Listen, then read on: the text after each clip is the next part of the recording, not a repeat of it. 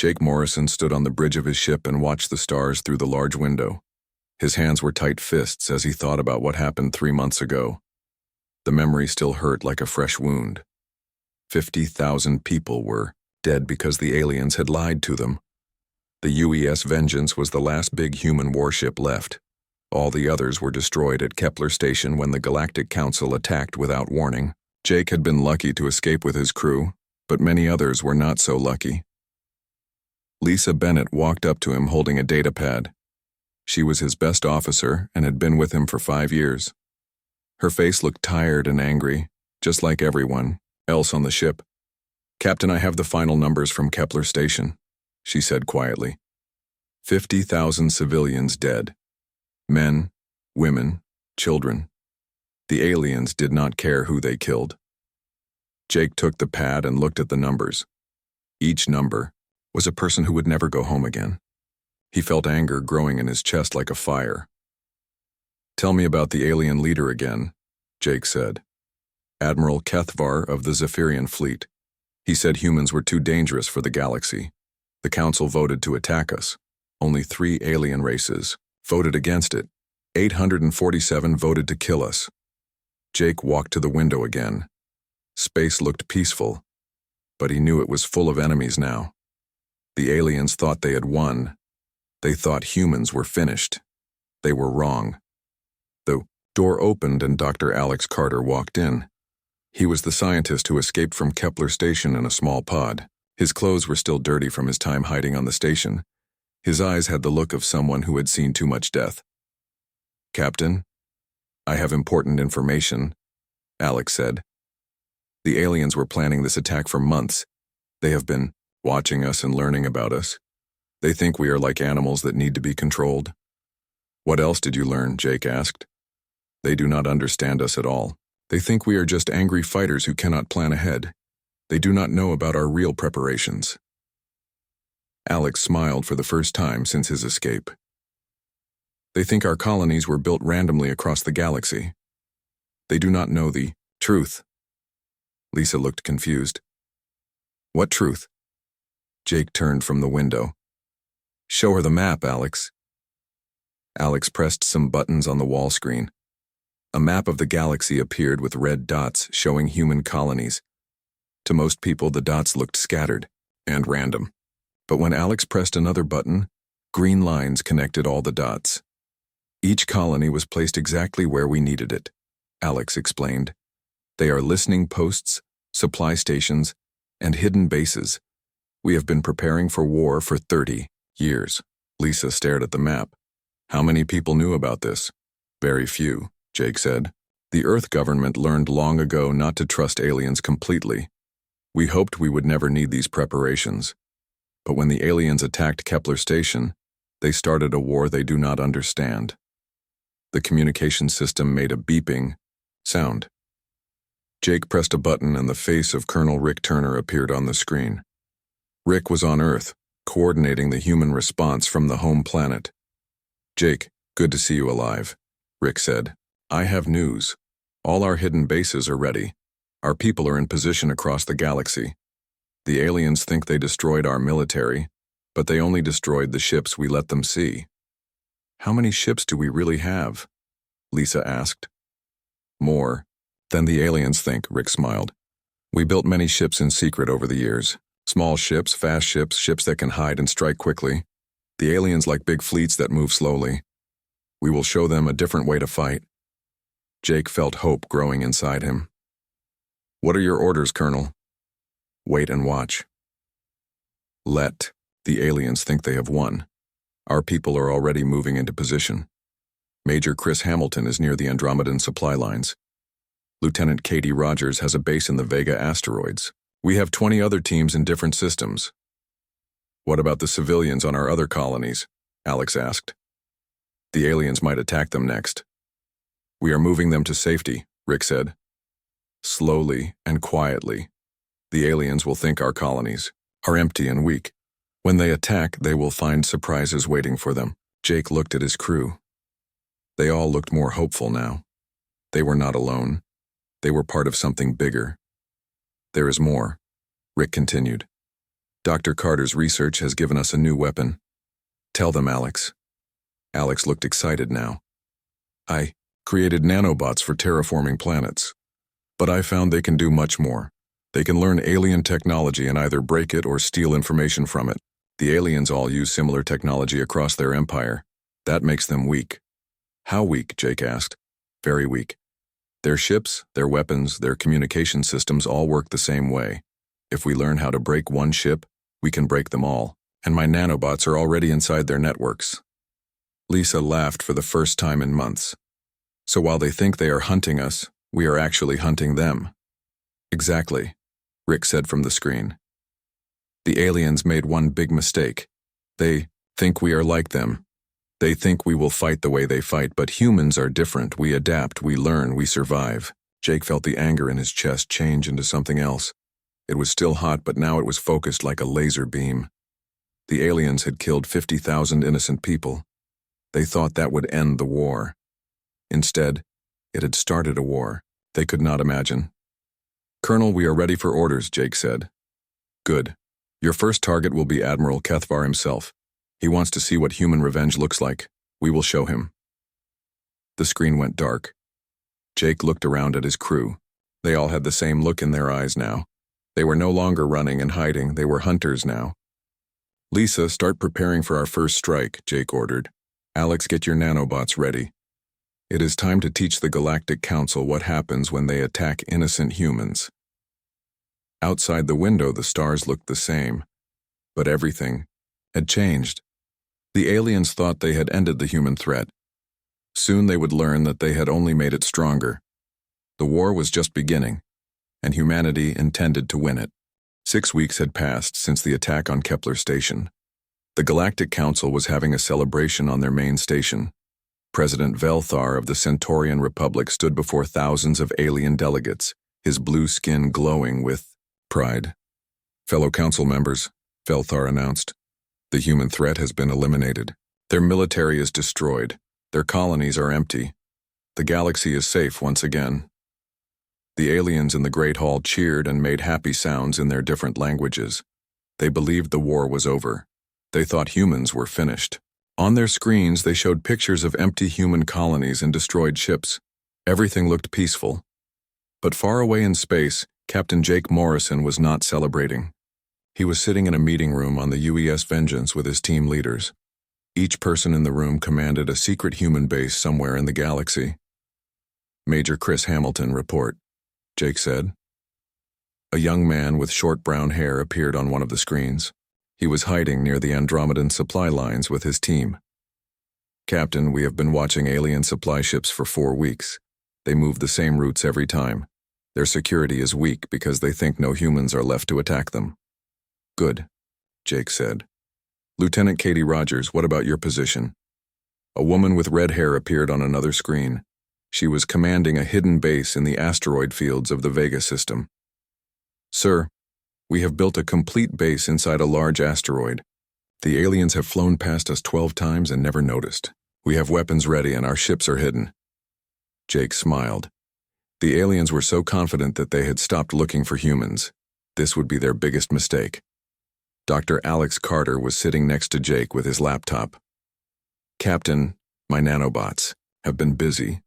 They have infected 17 alien networks so far. I can read their messages, watch their plans, and control some of their systems. What have you learned? Jake asked. The aliens are planning another attack. They want to hit the human colony on New Denver in 2 weeks. They think 2 million. Civilians live there. They want to kill them all to make sure no humans are left. Jake felt anger fill his body again. New Denver was a farming planet where families grew food. There were no weapons there, no military bases. Just normal people trying to live peaceful lives.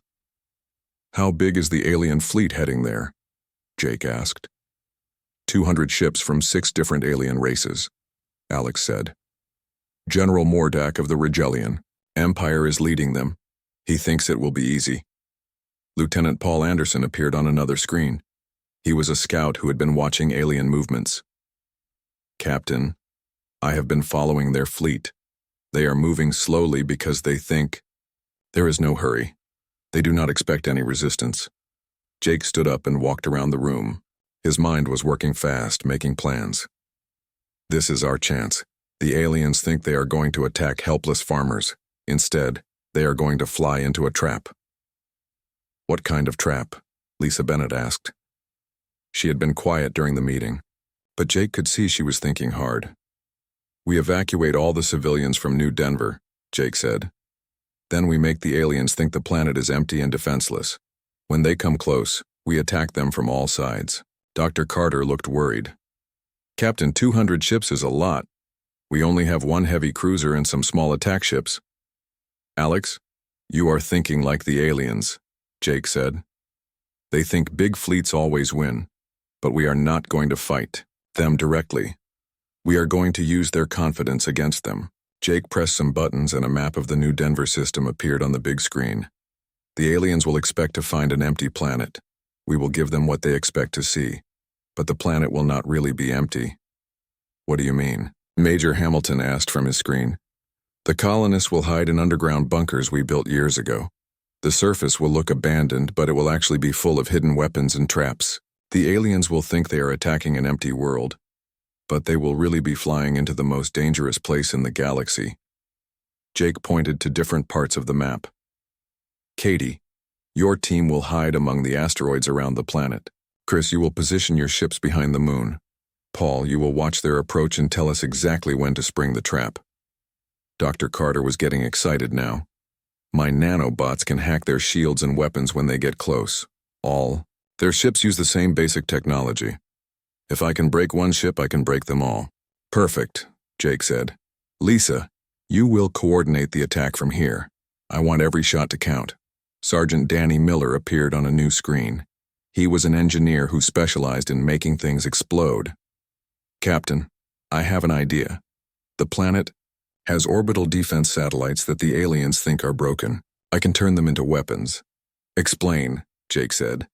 The satellites have powerful engines for moving around the planet.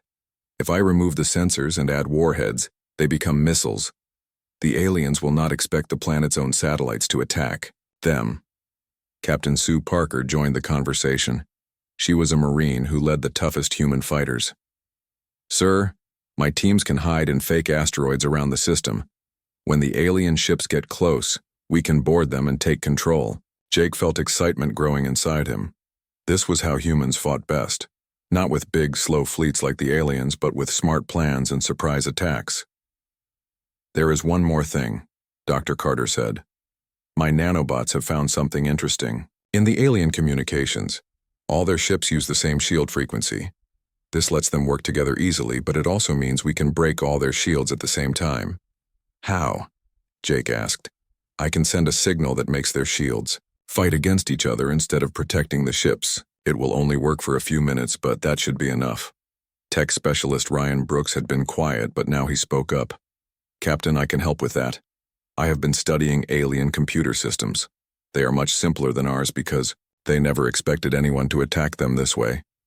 Jake looked around the room at all the faces on the screens. These were not just soldiers. They were engineers, scientists, farmers, and regular people who had become fighters because they had to.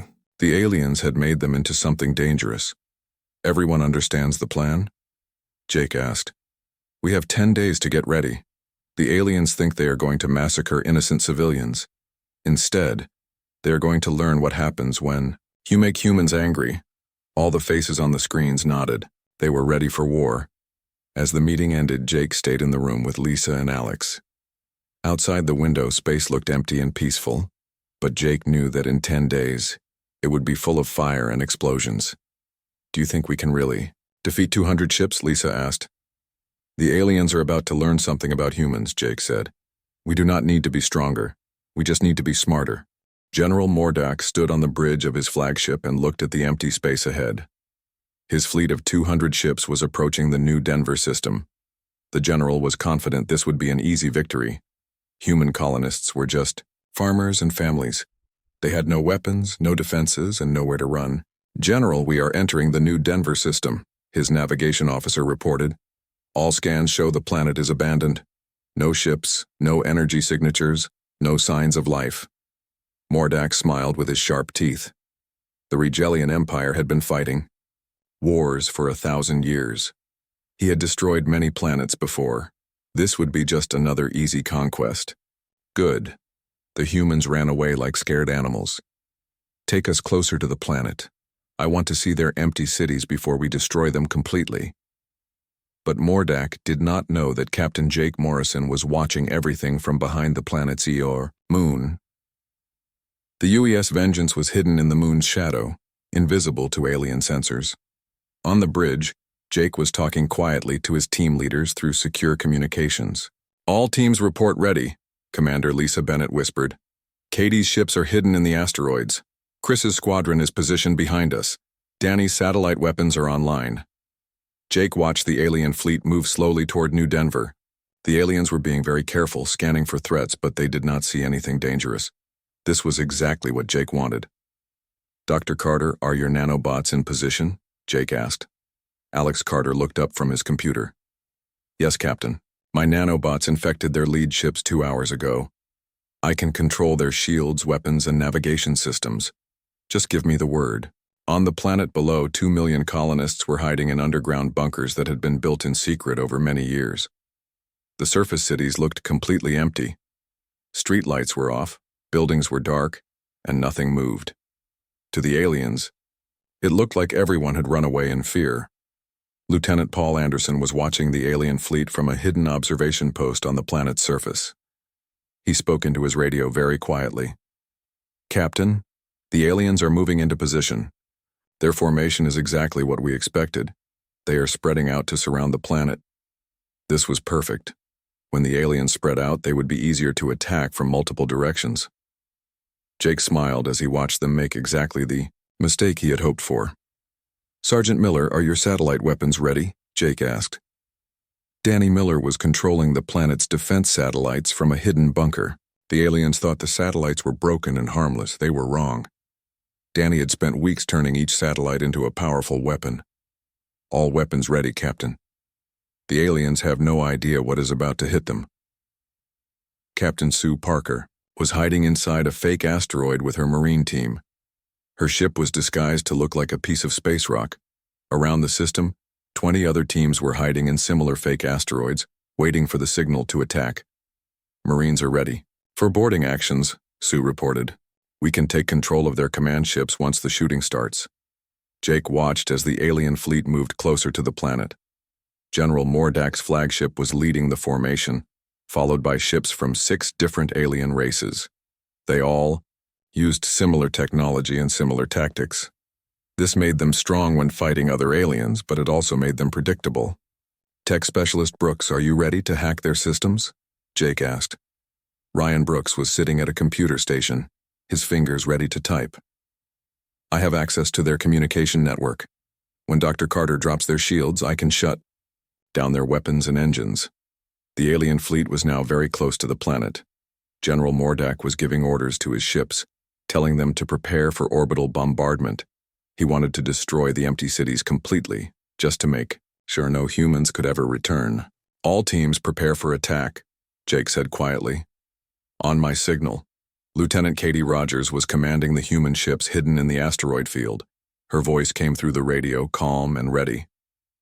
Asteroid teams ready to engage. Major Chris. Hamilton was behind the moon with his squadron. Hidden squadron ready. The alien fleet was now in perfect position. They were spread out around the planet, their shields down because they expected no resistance. Their weapons were charging up to destroy the cities below. Now, Jake said. Everything happened at once. Dr. Carter's nanobots sent a signal that made all the alien shields fight against each other instead of protecting the ships. In seconds, 200 alien vessels lost their main defense. Sergeant Miller fired the satellite weapons. The aliens thought the satellites were broken, so they never saw the attack coming. Powerful energy beams and missiles shot out from orbit, hitting the alien ships before they could react. Lieutenant Katie Rogers led the hidden human ships out of the asteroids. What the aliens thought were space rocks suddenly revealed themselves as fast attack vessels. They hit the alien formation from 3 different directions. Captain Sue Parker's Marines launched from their fake asteroids in small, fast ships. They attached to alien vessels and began cutting through the hulls to board them. Ryan Brooks hacked into the alien computer network and began shutting down weapons and engines on ship after ship. The aliens tried to fight back, but their systems would not respond. General Mordak watched in shock as his powerful fleet fell apart in minutes. Ships were exploding, losing power, or being boarded by human marines. His own flagship was shaking as human weapons hit the hull. "How is this possible?" he shouted. The planet was empty. There were no human ships. His officers were running around the bridge trying to restore power and shields, but Dr. Carter's nanobots were inside every system, and Ryan Brooks was controlling their computers. The aliens could not fight back effectively. "Sir, we are being boarded," an officer yelled. "Human soldiers are cutting through the hull." Captain Sue Parker and her Marines had attached to Mordak's flagship. They cut through the metal wall and stormed onto the bridge with their weapons ready. The alien officers tried to fight, but the humans were faster and better trained. "General Mordak, you are now a prisoner," Sue announced. "Your fleet is defeated." Around the New Denver system, the battle was ending quickly. Most of the alien ships were destroyed or disabled. Only 23 ships managed to escape, and most of those were badly damaged. Jake Morrison watched from the UES Vengeance as the last alien ship jumped away. In less than an hour, they had destroyed or captured 177 enemy vessels. The aliens had thought they were attacking helpless farmers. Instead, they had flown into the most dangerous trap in the galaxy. "All teams report," Jake said. "Asteroid squadron successful. No human casualties," Katie Rogers reported. "Hidden squadron successful. All targets destroyed," Chris Hamilton said. "Marine boarding team successful. Enemy flagship captured, Sue," Parker announced. Dr. Carter looked up from his computer with a big smile. "Captain, my nanobots have downloaded all the information from their computers. We now know the location of every Council military base and the plans for all their future attacks." Jake felt satisfaction fill his chest. This was only the beginning. The aliens had started this war by killing innocent people. Now they were learning that humans could fight back harder than they ever imagined. "Lisa, send a message to all human bases," Jake ordered. "Tell them the trap worked perfectly. The aliens are starting to understand what they have gotten themselves into." Outside the window, pieces of alien ships were floating in space. The Galactic Council had sent 200 ships to kill helpless civilians. Now they had almost nothing left to show for it except prisoners and wreckage. The war was far from over, but the aliens were finally beginning to realize they had made a terrible mistake when they decided to attack humanity. President Velthar was no longer smiling. The blue alien leader sat in his office on Galactic Station, staring at reports from the New Denver disaster. Of the 200 ships sent to destroy the human colony, only 23 had returned. Most of those were so badly damaged they could barely fly. An emergency meeting was called in the Great Council chamber. Thousands of alien delegates filled the seats, but instead of celebration, there was fear and confusion. The humans were supposed to be finished. How had they destroyed an entire fleet? "This cannot be accurate," declared Ambassador Cretan of the Sirius Commonwealth. The tall, thin alien was reading the battle reports with disbelief. "Humans do not have the technology to defeat our combined fleets. They are a primitive species that barely learned to travel between stars." But Admiral E.U. Zareth of the Vegan Confederacy had different news. He stood up with his forearms shaking. "My friends, the reports are true. I have spoken to survivors from the battle. The humans did not fight like we expected. They used tricks and deception. They turned our own technology against us." "President," Velthar called for quiet as the chamber erupted in angry voices. "Explain what happened at New Denver. How did the humans defeat General Mordak's fleet?" Admiral Zareth activated a holographic display showing the battle. The planet appeared to be abandoned. All our scans showed no human activity, but when our ships moved into position, they were attacked from all directions. The humans had hidden ships among the asteroids and weapons on the planet that we did not detect. "Impossible," said Admiral Kethvar, who had been brought from his prison cell to attend the meeting. The Zephyrian commander was now a prisoner of the humans, but he had been allowed to speak to the council through a video link.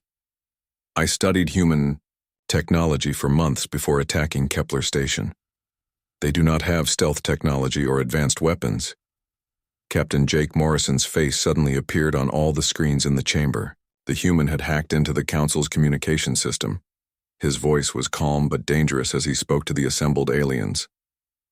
"You studied the technology we let you see," Jake said.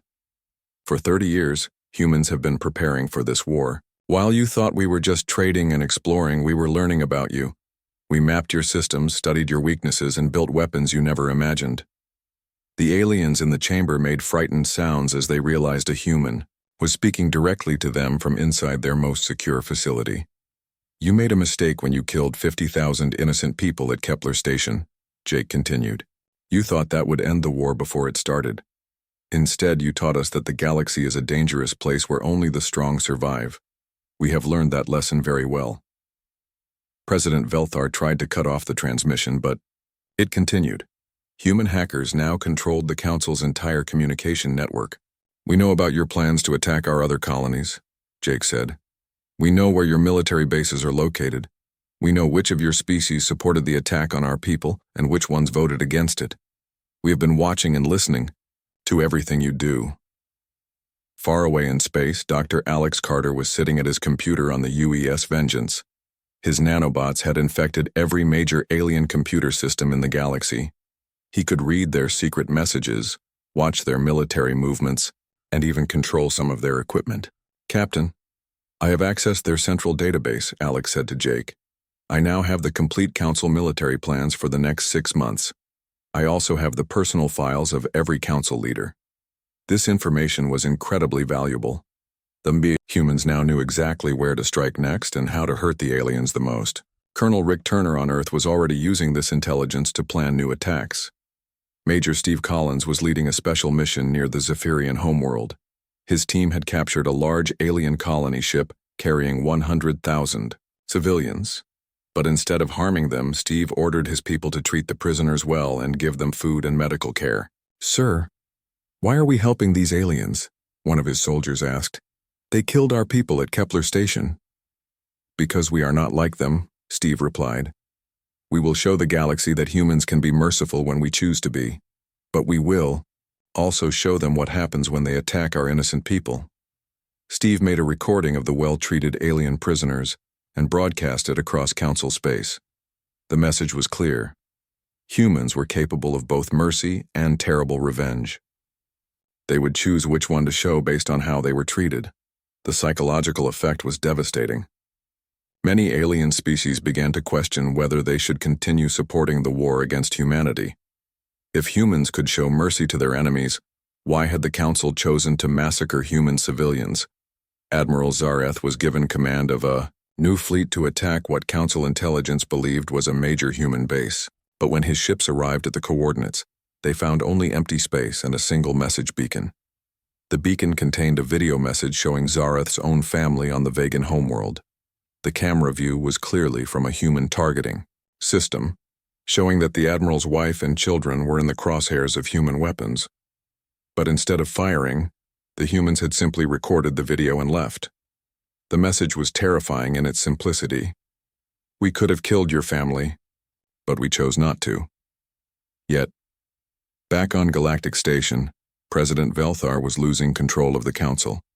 Several alien species were secretly contacting human representatives to negotiate separate peace deals. The Andromedan Syndicate sent a secret message to Colonel Turner on Earth, offering to share intelligence about Council military plans in exchange for protection from human attacks. "The Council is falling apart," Colonel Turner reported to Jake during their daily communication.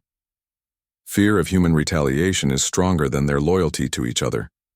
Many species are starting to believe they made a mistake when they voted to attack us." Captain Jerry White was leading strike teams against Council shipyards and supply depots throughout the galaxy. His forces moved quickly and struck precisely, destroying the aliens' ability to build new ships or supply their existing fleets. Each attack was perfectly timed and coordinated, showing a level of planning that the aliens had not expected from humans. Lieutenant Colonel Amy Watson commanded the Human Cyber Warfare Division. Her teams had taken control of major alien computer networks, turning the Council's own defense systems against them. Alien military bases found their automated defenses firing on their own ships. Captain, the aliens are trying to change all their computer passwords and security codes, Amy reported to Jake. But Dr. Carter's nanobots learn the new codes as soon as they are created. We stay one step ahead of them. The most devastating blow came when the nanobots infected the central computer core on Galactic Station itself. Suddenly, every secret the Council had kept for centuries was available to human intelligence. Military plans, diplomatic communications, financial records, and personal information about alien leaders all fell into human hands. President Velthar sat in his office, surrounded by alien guards, but he knew the guards could not protect him from an enemy that could reach into every computer system in the galaxy. The humans had demonstrated something terrifying. They could strike anywhere, anytime, and there was no defense against their advanced technology. The alien leader who had once celebrated the destruction of human colonies now lived in constant fear. Every time he used a computer, every time he sent a message, every time he made a plan, the humans were watching. They knew his thoughts almost before he thought them. Outside his window, Galactic Station continued its slow rotation through space. But Velthar knew that everything had changed. The humans had taught the galaxy a lesson about the price of underestimating a species that valued both mercy and revenge in equal measure. The war was far from over, but the aliens were finally beginning to understand that they had awakened something much more dangerous than they had ever imagined. The great council chamber that had once been filled with proud alien voices was now eerily quiet. President Velthar stood at his podium, looking out at thousands of empty seats. Many alien species had stopped sending representatives to the meetings. Others had secretly negotiated peace deals with the humans and were afraid to show their faces. Admiral Kethvar walked slowly into the chamber, escorted by human guards. The once proud Zephyrian commander was now Captain Morrison's messenger to the council. His uniform was clean, but his eyes showed the defeat of someone who had learned hard truths about war. The human Captain Morrison sends his final terms, Kethvar announced to the few remaining council members. His voice echoed in the mostly empty hall. Formal recognition of human sovereignty over all human colonies, full reparations for the massacre at Kepler Station, and the surrender of all council leaders who voted for the original attack on human civilians. "And if we refuse?" asked President Velthar, though his voice had no strength left in it. "Complete destruction of all council infrastructure in the Outer Rim systems," Kethvar replied. "The humans have demonstrated they can strike anywhere in the galaxy. They can control our computers, destroy our ships, and reach our home planets. There is no defense against their attacks." Ambassador Cretan of the Sirius Commonwealth stood up on shaking legs. "This is madness. We cannot surrender to a primitive species that learned space travel only recently." "Primitive?" Kethvar laughed, bitterly. "I thought the same thing when I ordered the attack on Kepler Station. I was wrong. The humans have been preparing for this war longer than we have been alive. While we were celebrating our superiority, they were learning our weaknesses." Admiral Zareth entered the chamber with news that made the situation even worse. The Andromedan Syndicate has signed a separate peace treaty with the humans. They have agreed to share intelligence about Council military operations in exchange for protection. 3 other species have made similar deals. President Velthar felt his government falling apart around him.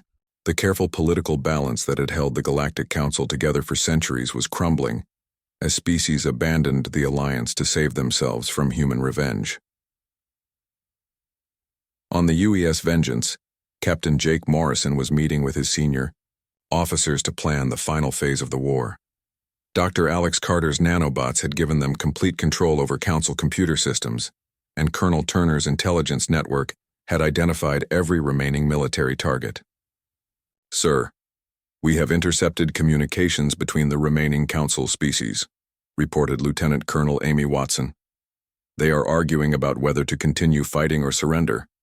Some want to launch a final attack on Earth itself." "Let them try," Jake said calmly. "Captain Jerry White's teams have sabotaged most of their remaining ships.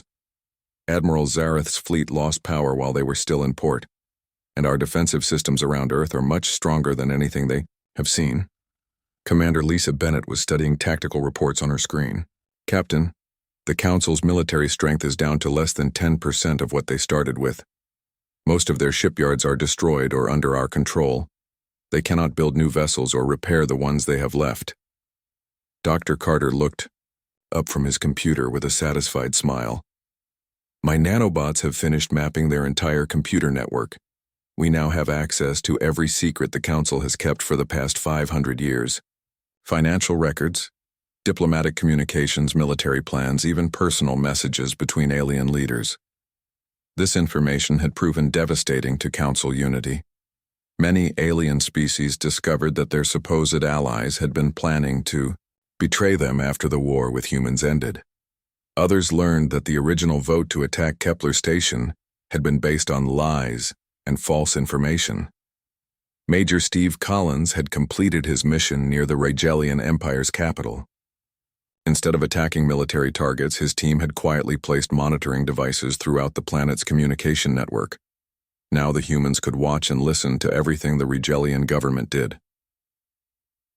The psychological warfare is working perfectly, Steve reported to Jake. The aliens know we can reach them anywhere, but they do not know when or how we will strike. The fear of unknown threats is more effective than actual attacks.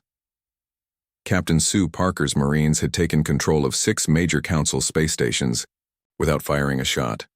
Her team simply walked onto the stations, announced that they were now under human control, and the alien crews surrendered without resistance. The Council's reputation for military superiority had been completely destroyed. President Velthar made one final attempt to save his government. He called an emergency session and tried to rally the remaining Council members for a desperate last attack on the human home system. But when he asked for volunteers, no one responded. My fellow Council members, Velthar pleaded, we cannot let a single species dominate the galaxy. If we surrender to the humans now, they will rule over all of us forever.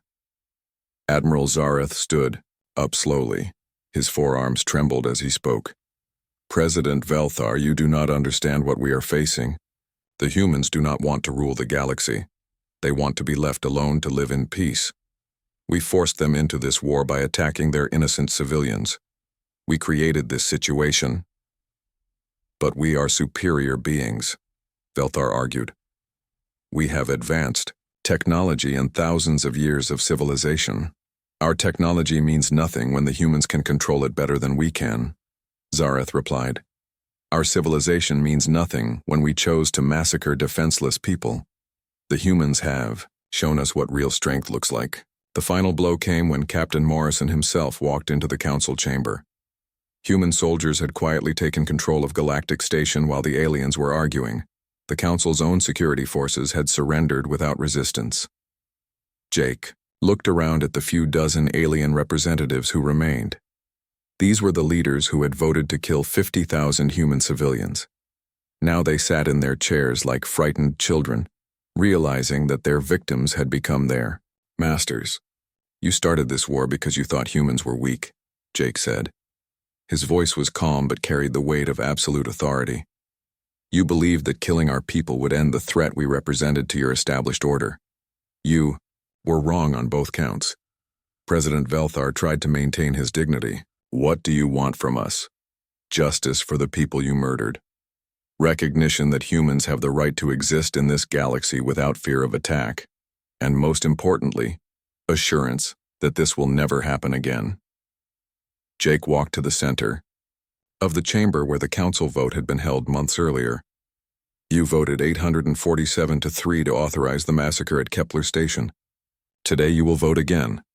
This time you will vote to accept our terms of surrender. The vote was unanimous. Every remaining Council member raised their hand to accept human terms. There was no choice left. As the defeated alien leaders filed out of the chamber, Jake stood alone in the vast hall where galactic policy had been made for centuries. Human ships now patrolled Council space, not as conquerors, but as the new force that had earned respect through demonstrating both mercy and devastating capability. Admiral Kethvar approached Jake before leaving. Captain, I must ask, what would have happened if we had not attacked Kepler Station? What if we had tried to work with humanity instead of destroying you? Jake thought for a moment before answering. We would have been happy to remain peaceful traders and explorers. We never wanted to rule the galaxy, but you taught us that peace must be protected by strength. The universe has learned what happens when humans are pushed too far. The war was over. The Galactic Council had learned the hard way that underestimating human determination, ingenuity, and capacity for both mercy and ruthless efficiency was the greatest mistake they could have made. The galaxy would remember this lesson for a very long time. Outside the station's windows, human patrol ships moved silently through space, ensuring that the peace would be maintained. The galaxy had a new order now, one built on respect rather than fear, protected by those who understood that sometimes the greatest kindness comes from being strong enough to be merciful.